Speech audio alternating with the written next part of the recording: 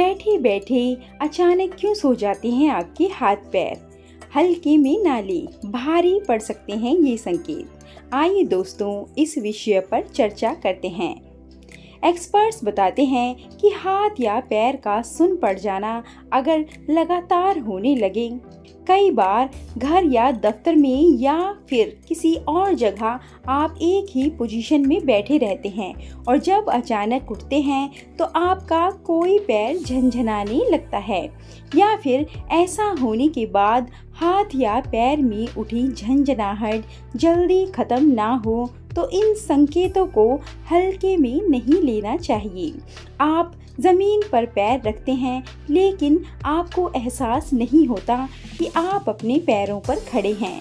आपको ऐसा महसूस होता है कि आपका वो वाला पैर है ही नहीं। ऐसा ही होता है आपके हाथों के साथ भी। जब आप काफ़ी देर तक हाथ के बल लेटे रहते हैं या हाथ पर ही सिर टिकाकर सो जाते हैं या फिर कुर्सी पर ही काफ़ी देर तक एक ही पोजीशन पर हाथ टिकाने के बाद भी आपके साथ ऐसा हो सकता है। इन स्थितियों में आपके हाथ और पैर सो जाते हैं। इसे हाथ पैर का सुन्न होना भी कह सकते हैं। आमतौर पर हाथ या पैरों का सो जाना आम बात है। कुछ देर के बाद यह ठीक हो जाता है, लेकिन कई बार ऐसा होने लगे या फिर होने के बाद झंझनाहट खत्म होने में ज़्यादा देर लगने लगे तो डॉक्टर के पास जाने की सलाह दी जाती है। आइए दोस्तों जानते हैं कि आखिर ऐसा क्यों होता है, क्यों सो जाते हैं हमारे हाथ पैर। साइंस के मुताबिक हाथ पैर सो जाना सामान्यतः बहुत गंभीर बात नहीं है। फिजियोथेरेपिस्ट डॉक्टर बताते हैं कि एक ही पोजीशन में देर तक रहने से कुछ नसें दब जाती हैं।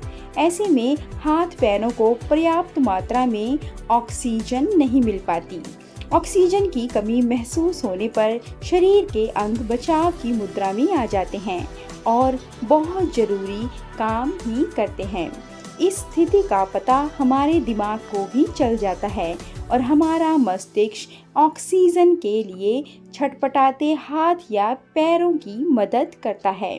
हमारा मस्तिष्क झंझनाहट के सिग्नल भेजकर हमें उठने, हिलने डुलने या चहलकदमी करने के लिए बाध्य करता है। इस कारण सुन्न पड़ने के बाद उठने से पैर या हाथों में झंझनाहट महसूस होती है। हालांकि कुछ देर बाद यह सामान्य हो जाता है।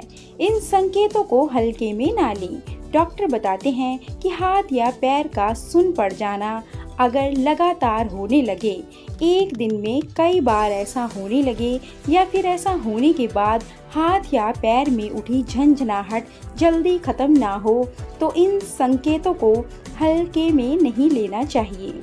एक्सपर्ट्स ने बताया कि स्लिप डिस्क, पैरास्थेसिया या मल्टीपल स्क्लेरोसिस के कारण भी कई बार ऐसा होता है। वहीं डायबिटीज़ के पेशेंट को भी इस तरह की समस्याएं ज़्यादा हो सकती हैं। ऐसे में ज़रूरी है कि संबंधित डॉक्टर से मिलकर चेकअप कराएं और प्रॉपर इलाज कराएं। दोस्तों जानकारी अच्छी लगी हो तो वीडियो को लाइक, शेयर और चैनल को सब्सक्राइब करना ना भूलें। धन्यवाद।